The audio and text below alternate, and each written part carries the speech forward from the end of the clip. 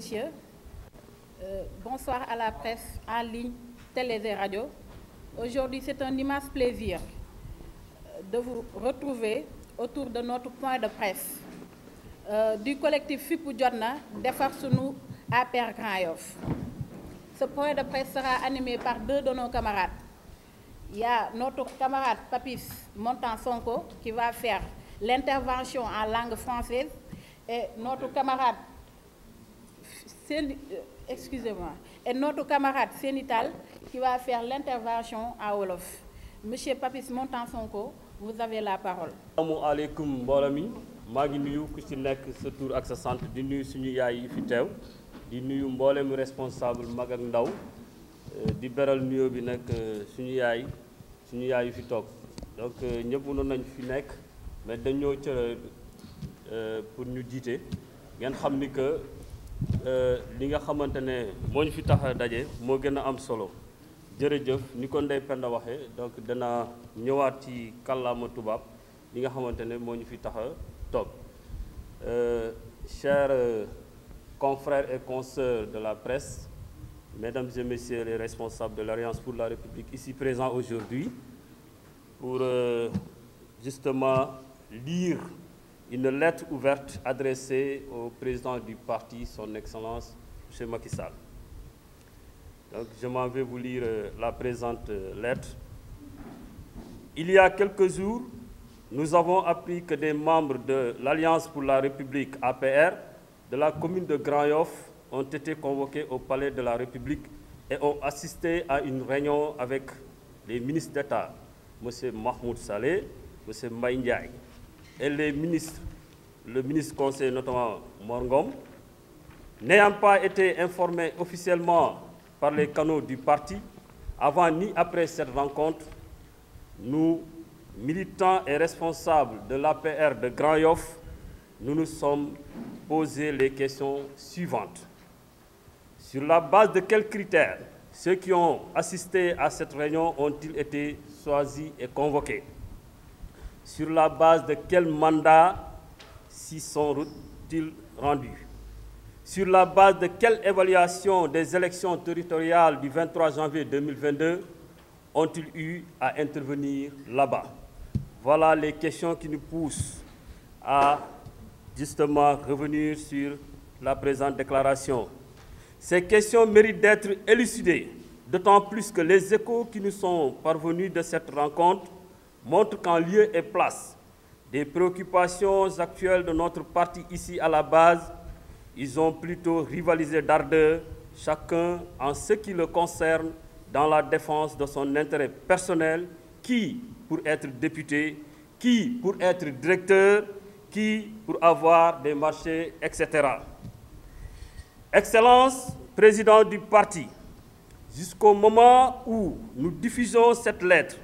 aucune réunion de compte-rendu n'a été convoquée, ce qui accroît ainsi le mécontentement des militants et responsables du parti à la base. Cette situation de frustration qui s'ajoute au malaise né des résultats du scrutin du 23 janvier 2022 est en train aujourd'hui d'approfondir la crise de notre parti à Grand Yoff. C'est pourquoi, en tant que militants et responsables de l'Alliance pour la République, nous avons voulu prendre nos responsabilités pour une alerte lucide à votre endroit. Excellence, président du parti, vos militants et responsables à Grand Yoff vous parlent. En effet, au moment où vous avez envoyé des missions dans les 46 départements administratifs du pays pour une unité de vue et d'action à l'échelle nationale, surtout en direction des élections législatives du 31 juillet 2022, l'attitude de nos camarades qui sont allés au palais risque de compromettre à Grand Yoff les objectifs que vous avez fixés dans votre circulaire du 14 février 2022, préconisant l'unité la plus large dans nos rangs. D'aucuns même estiment qu'ils ont brûlé la lettre de mission contenue dans cette circulaire. Aujourd'hui, au moment où nous n'avons pas encore digéré la défaite des locales telles que rappelées à l'initiale, en vue d'en tracer les perspectives de redressement, nos camarades qui sont allés au Palais de la République ont la lourde responsabilité de créer une atmosphère de frustration, en particulier au sein des jeunes et des femmes. Excellence, président du parti, nous voudrions vous faire savoir qu'à Grand Yoff, le parti va très mal. Jugez-en, depuis votre accession à la magistrature suprême en 2012, aucun fils de Grand Yoff n'a été nommé ministre de la République dans votre gouvernement. L'APR Grand Yoff n'a jamais été reçu en audience par le chef du parti, par ailleurs président de la République. Les jeunes de l'APR de Grand Yoff se sentent oubliés dans les fonctions politiques et dans les projets d'emploi, de financement. Les femmes de l'APR de Grand Yoff ne sentent pas les efforts que vous.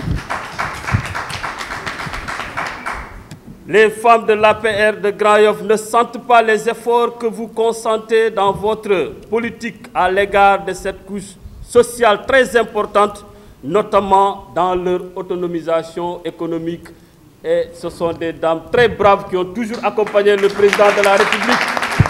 malgré les situations difficiles qu'elles traversent, malgré les circonstances. Ces dames arpentent les chemins de Grand Yoff pour aller prêcher la bonne parole, massifier le parti et donner au président de la République une large victoire donc, pour les législatives de 2022. Au regard de ce constat amer pour les militants et responsables de l'APR de Grand Yoff, qui sont très engagés et mobilisés pour le parti, vous comprendrez la frustration qui leur habite dans les conditions où cette audience au palais a eu lieu. Au lieu de consacrer l'union des cœurs et des esprits, comme vous le voulez, plutôt accentuer donc la division et la déception. C'est donc dire qu'à cause de ces différents paramètres, l'APR de Grand Yoff est à la croisée des chemins. Et par conséquent, il urge de corriger pendant qu'il est temps. Excellence, notre président de parti, nous, militants et responsables de l'APR à Grand Yoff, organisés en FIPU, Jotna, Defar, sur APR, pour une unité réussie en vue de sauver l'APR dans notre commune, sollicitons votre intervention pour réparer ces énormes anomalies qui, aujourd'hui, sapent la cohésion du parti ici à Grand Yoff. Nous avons bon espoir que notre alerte sera entendue et prise en charge pour retrouver à Grand Yoff un parti très fort, uni, organisé et qui nous permettra de remporter haut la main les législatives de 2022.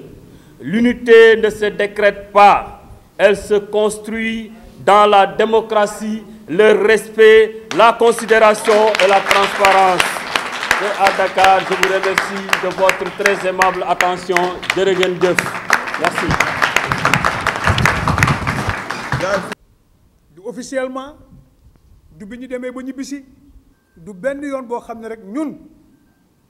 responsable ak militant wu APR yi nekk Grand Yoff yëg nañ ko bu ñu loolu weesoo nag dañoo teg ay laaj yooyu mooy laaj yii ñii nga xam ne dañ leen woo foofa ca palais di waxtaan ak ñoom ci réunion boobu naka lañ leen tànnee ba ne ñooñu ñoom ñooy responsable yi ba ñoom war nañu foo toogal ca waxtaan ñoom ñooñu dem bëgg nañ xam tamit ban mandat moo leen yóbbu foofu bëgg nañ ko xam bëgg nañ xam tamit ci ban xayma la ñuy xayma élection yii ñu weesu le 23 janvier 2022 lañ fa wax tamit bëggoon nañ ko xam ak xayma buñ ko xayma ni ñu xaymaa élection yooyu laaj yooyu nag day laaj ñu leeral ko te it bi ñu demee itamit am nañ ci weewu for nañ ci weewu béy ni tamit biñ fa demee au lieu que ñu waxtaanee la nga xam ni wax dëgg yàlla moom mooy problème bi nga xam ne APR mu ngi koy dund fii ci biir Grand Yoff wante dañ fa nekkoon di kujje ñii di xeex ngir nekk député ñii di xeex ngir nekk directeur ñii di xeex ngir am ay marché ak yeneen yoo xam ni ci bés yi di ñëw dinañ ko gën a leeral président Macky Sall di suñu njiital parti ba fii ñuy wax nii ñuy lire lettre bi amul benn responsable bu yëg la fa xewoon du ku ñu convoqué pour yëgal la li fa amoon loolu nag tey jur na mer gu yaatoo yaatu ndax nit ñu bari mer nañ militants yi mer nañu responsable yi à la base également aussi mer nañ lool. Excellence monsieur le président de la République jiital sunu parti ñun militants ak responsable yu APR Grand Yoff ñun ñooy wax ak yow bi nga yónnee ay mission lu toll ci ñeent fukk ak juróom benn mission ci biir département yi wër réew mi ngir ñu dox tànki jàmm defar la nga xam ne mooy yàqu ci biir gox yi ci élection yi ñu jëm ndax ñu mun cee ànd ñu yëpp di dem woote bi nga xam ne nag ña demoon wuyu ji ci turu Grand Yoff mu ngi bëgg a yàq la nga xam ne moom moo la taxoon a jóg parce que defar moo la tax a jóg mais ñooñu fa demoon ak ñi leen recevoir ñu ngi bëgg a yàq loolu bu baax a baax te ñun loolu lañ seetlu te yow ba nga bindee sa circulaire ba ca fukki fan ak ñeent ci weeru février la nga doon wut yëpp moom mooy ñun ñëpp nañ mànkoo ngir ñu mën a ànd ci élection yooyu le ngir nga ñu mën cee am ndam yu rëy rëy am na sax ñu yaakaar ni ne que këyit boobu nga bind dafa am ñoo xam dañ koo lakk ndax dañ koo foowee ndax nag liñ ci waroon a jublu yëpp moom mooy xool élection yi ñu weesu li tax ñi ñàkk ak li tax vraiment nit ñi mënuñoo ànd ci biir commune yi ñu mun leen a boole ba nga xam ne dinañ mën a nekk ci jàmm ba ñu mën a dem ci élection yooyu le ci wax dëgg yàlla atmosphère bu baax waaye li mu juree mooy nit ñi dañoo mer bu futt président Macky Sall di suñu njiital parti ñuy wax ak yow ndax li ñu bëgg nga xam ko fii ci biir Grand Yoff nga seedalu ko te mu ngi nii depuis nga falu ba 2012 ba tey amul benn doomi Grand Yoff boo xam ne nommé nañ ko sa biir gouvernement mu nekk ci ministre wala mu nekk ci sax ministre conseiller APR Grand Yoff yow président de la République di suñu njiitalu parti musoo recevoir benn yoon Grand Yoff fële ca palais ba te nag kenn mënul wax Dakar te waxoo Grand Yoff ndax dañuy wax naan Grand Yoff ku ko gagné nga Dakar te nag Grand Yoff mooy le Sénégal en miniature mooy maanaam Sénégal gu ndaw kon loolu président de la République nga bàyyi ci xel ndawi APR yi nekk Grand Yoff dañ leen a fàtte ci fonction politique yi nga xam ne yaa ngi koy joxe musuñ see gis seen bopp du projet emploi yi du financement yi jigéen ñi nga xam ne ñu nekk ay jàmbaar dëgg ñu ngi ni ñoom tamit di liggéey boobu ba léegi waaye tamit ci financement yooyu musuñ seen gis seen bopp benn yoon te nag wax dëgg yàlla Grand Yoff président de la République war ngaa bàyyi xel ndaw ñi ak jigéen ñi Grand Yoff ndax ay jàmbaar lañ ñu ngi lay jàppale 2012 ba tey moo xam nga am loo leen jox moo xam am loo leen joxul boobu ba léegi ñu ngi ci rey seen bopp président de la République bàyyi loolu xel bi ñu seetloo loolu yëpp nag mu nekk seetlu gu métti lool ci xol ñun militant ak responsable yu APR yu Grand Yoff dañoo boole suñuy doole fas yéene liggéeyal parti bi ba nga xam ne ñi meroon ñëpp dinañ mën a dellu si ngir ñu mën a ànd nekk benn waaye foog nga comprendre que mer bi tax nit ñi mer mooy ñi nga xam ne chaque fois ñoom kese la ñuy woo ñoom rek ñooy dem di wuy ji te wax dëgg yàlla man gëm naa ne wala ñun ñii fi toog gëm nañ ni ñooñu du ñoom kese ñoom ñooy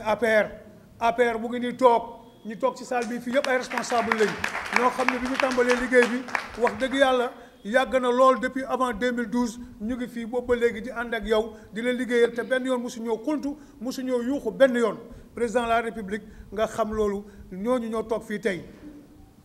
boo xoolee loolu yëpp moom moo tax tey mer gi gën a yaatu ndax injustice bi dafa yàgg ci biir parti wu APR fii ci biir Grand Yoff monsieur le président yow mii di suñu njiitalu parti ñun militant ak responsable APR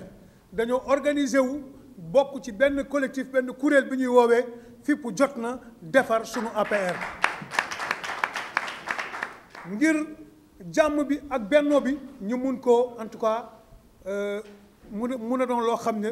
luy sotti lay doon te loolu yaakaar naa ne aussi pour ñu mun a sauver APR fii ci biir commune bi ci loolu nag président de la République ñu ngi lay ñaan yow nga yombal loolu nga wax ci ngir que anomalie yooyu ñaawteef yooyu injustice yooyu loolu nga xam ne yàgg na fi lool ba yàq suñu parti ba parti bi tey mel ni mu mel fii ci biir Grand Yoff loolu nag yaakaar nañ la si wóolu nañ la si te yaakaar nañ ne di nga ci taxaw di nga ci def li ci war ngir ñu mën a nekk benn am nañ ci yaakaar lool nag ndax lii ñuy wax nii lenn kese moo ko tax a jóg ngir defar APR bi nga xam ne ñoo ko bokk yow président de la République loolu nga ñu jàngal da ñu jàngal ne dañoo war a ànd ci dëgg ànd ci loo xamante ne nii lépp loo xam ne luy boole nit ñi la ci loo xam ne daf ñuy jëmale kanam te nag fi ñuy jeexalee mooy monsieur le président de la République muy sunu président de parti que nee nañ booloo du loo xam ne da ngay ne rek na nekk mu nekk dañ koy tabax ko ci dëgg tabax ko ci joxante cër tabax ko ci lu leer loolu daal président de la République loolu la ñu la bëggoon yeggee loolu la ñu bëggoon wax tey opinion internationale ak nationale ñu comprendre situation boobu tey moo am Grand Yoff moo tax yenn élection yi résultats yi ni muy mel noonu tey nag suñu bëggee nag mu mel neneen faaw ñu def leneen faaw ñu soppi ba véritablement da nga xam moom lañ bëgg ci gox bi ñu mun ko fay am jërëjëf